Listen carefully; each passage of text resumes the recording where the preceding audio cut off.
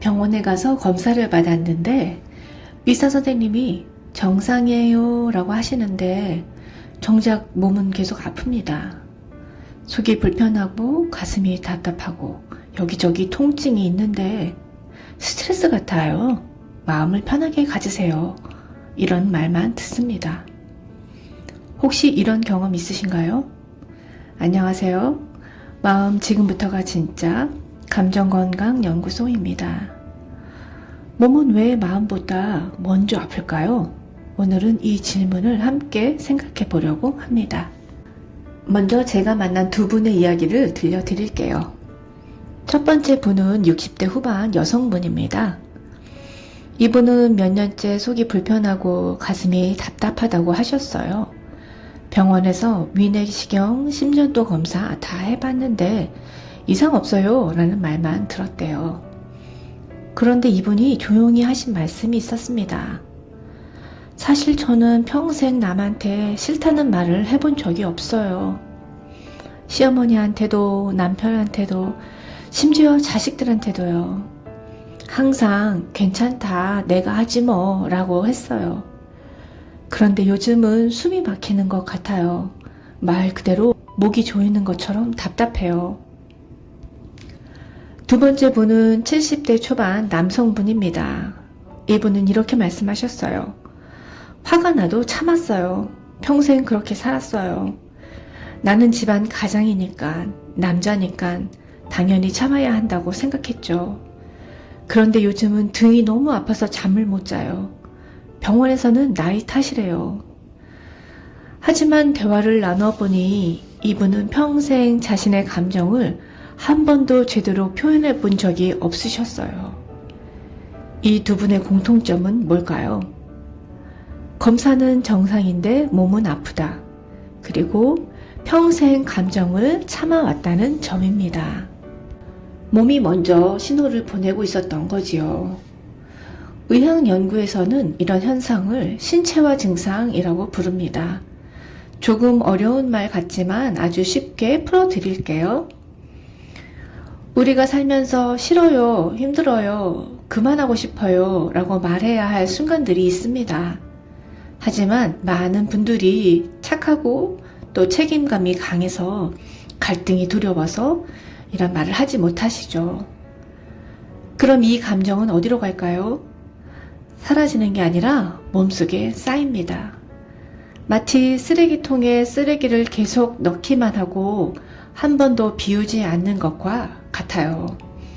그러면 어느 순간 넘쳐나듯이 감정도 넘쳐나서 통증, 소화불량, 심계항진, 만성피로 같은 신체 증상으로 나타나는 거죠.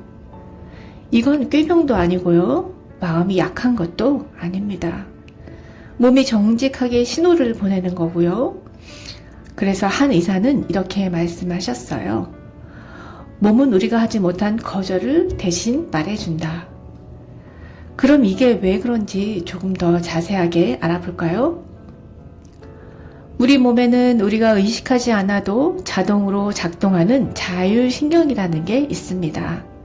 쉽게 말해서 긴장 모드와 휴식 모드 두 가지예요. 긴장 모드는 위험할 때 작동합니다. 예를 들어 길을 걷다가 갑자기 차가 달려오면 심장이 빨리 뛰고 근육이 긴장하고 소화는 멈추고 온 신경이 깨어납니다. 이게 긴장 모드예요.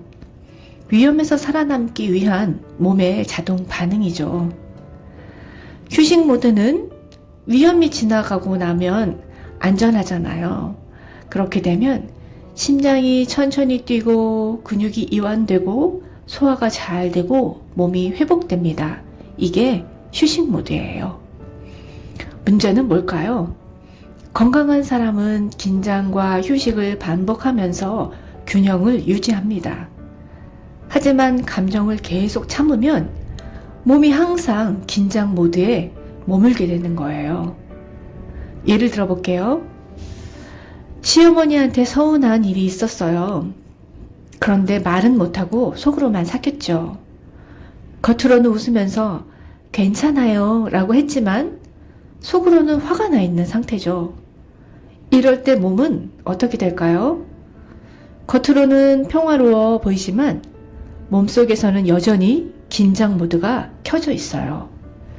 근육은 계속 긴장하고 소화는 느려지고 심장은 빨리 뛰고 잠도 잘 안 옵니다. 이게 며칠, 몇 주, 몇 년 계속되면 몸이 지쳐버립니다.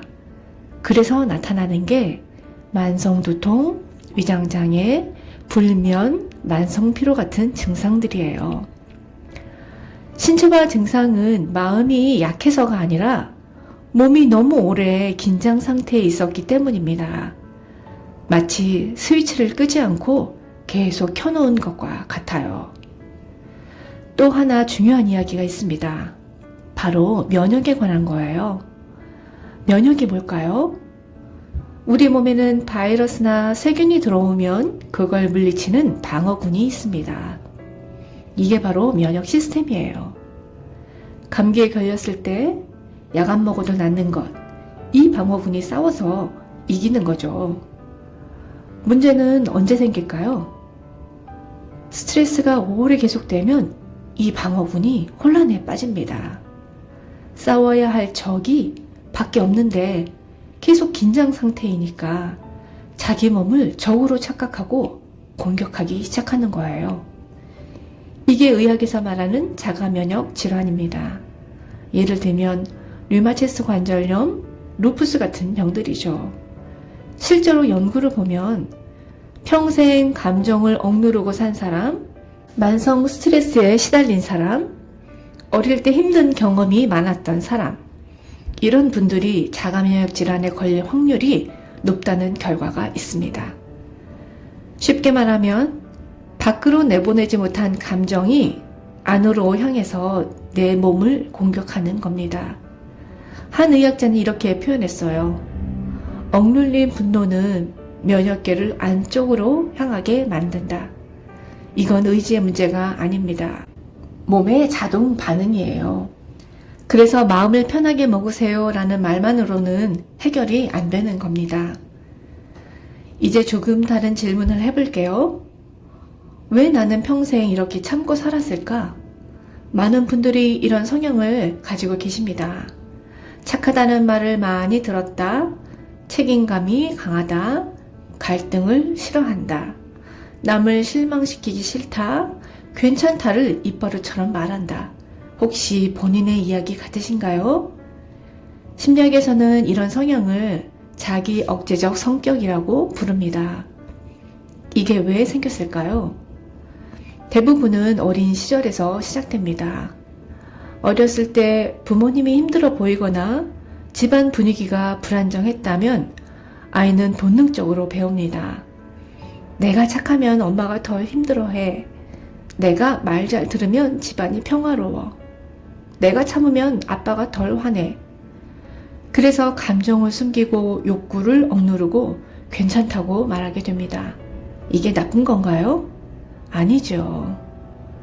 어린 시절에는 이게 정말 훌륭한 생존 전략이었어요. 실제로 그렇게 해서 가족을 지키고 자신을 지켰으니까요. 그런 문제는 뭘까요? 문제는 어른이 된 후에도 이 패턴이 계속된다는 겁니다. 50대, 60대, 70대가 되어서도 여전히 남의 기분을 먼저 살피고 내 감정은 뒤로 미루고 싫다는 말을 못하고 혼자 다 떠안고 이렇게 살다 보면 어느 순간 몸이 대신 신호를 보냅니다. 더 이상은 안 돼요. 이제 그만 쉬어야 해요. 나를 좀 돌봐주세요. 한 가지 중요한 말씀을 드릴게요. 증상은 적이 아닙니다. 몸은 우리를 괴롭히려고 증상을 내보내는 게 아니에요. 오히려 우리를 지키려고 신호를 보내는 겁니다. 몸의 언어, 몸은 말로 하지 못한 것을 증상으로 말합니다. 위가 아프다면 혹시 삼킨 감정이 있진 않아요? 그때 그 말을 했어야 하는데 하는 후회가 있진 않나요? 목이 막힌다면 혹시 하지 못한 말이 있진 않나요? 사실 나 힘들었어 하고 말하고 싶었던 순간이 있진 않나요? 가슴이 답답하다면 혹시 억눌린 슬픔이 있진 않나요? 울고 싶었는데 참았던 순간들이 있진 않나요? 등이 아프다면 혹시 짊어진 짐이 너무 무겁진 않나요? 이건 내가 해야만 해 하면서 혼자 다 떠안고 있진 않나요? 물론 이게 모든 증상을 설명하는 건 아닙니다. 하지만 많은 경우 증상은 우리에게 무언가를 알려주려는 신호입니다. 한 여성분이 이렇게 말씀하셨어요. 선생님, 저는 평생 남한테 짐이 되고 싶지 않아서 혼자 다 해결하려고 했어요. 그런데 요즘은 등이 너무 아파요. 밤에 잠도 못 잘 정도예요. 그래서 제가 여쭤봤습니다. 혹시 지금 짊어지고 계신 짐이 너무 무겁진 않으세요? 그 순간 이분이 눈물을 흘리셨어요. 맞아요. 너무 무거워요. 근데 이걸 내려놓으면 안 될 것 같아서 내가 안 하면 누가 하나 싶어서요. 몸은 이미 알고 있었던 겁니다. 이제 그만 내려놓아도 돼 라고 신호를 보내고 있었던 거예요.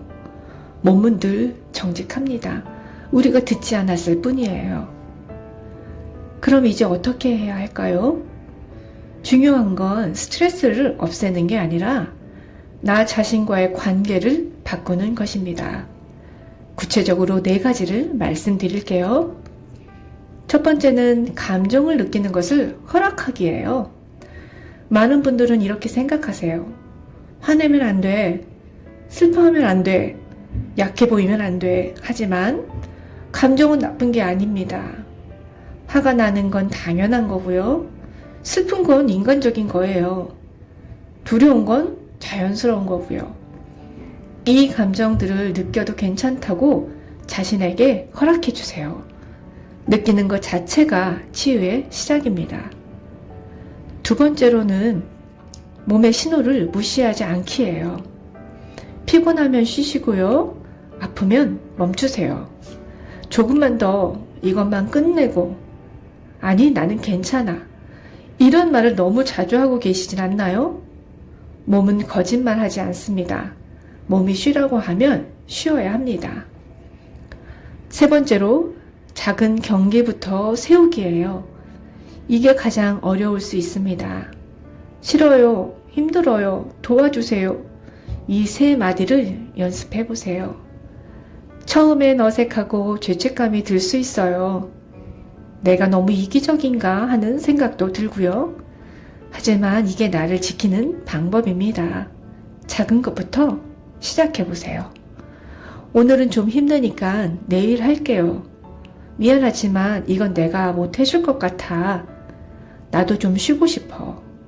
이런 말들이 당신을 이기적인 사람으로 만드는 게 아니라 건강한 사람으로 만듭니다. 4번째는요. 불편한 감정을 나쁘다고 판단하지 않기예요. 분노, 슬픔, 두려움 이런 감정들은 나쁜 감정이 아닙니다. 오히려 나에게 필요한 정보를 주는 신호예요. 분노는 나의 경계가 침범당했다는 신호입니다. 슬픔은 나에게 소중한 걸 잃었다는 신호, 두려움은 조심해야 할 게 있다는 신호, 이 신호들을 무시하지 말고 아, 내가 지금 이런 감정을 느끼는구나 하고 인정해 주세요. 여러분 기억해 주세요. 만약 지금 검사는 정상인데 몸이 계속 아프다면 이유 없는 증상으로 힘들다면 당신의 몸은 틀리지 않았습니다. 그것은 약함이 아니라 오랫동안 버텨온 흔적일 수 있습니다. 당신은 평생 가족을 위해, 자식을 위해, 남을 위해 자신을 뒤로 미루고 살아왔습니다. 그건 정말 대단한 일이에요. 존경받아 마땅할 일입니다. 하지만 이제는 나 자신에게도 그 따뜻함을 주셔야 할 때입니다. 몸이 보내는 신호를 무시하거나 억누르지 마세요. 그 신호는 당신을 괴롭히는 게 아니라 당신을 지키려는 몸의 마지막 호소입니다.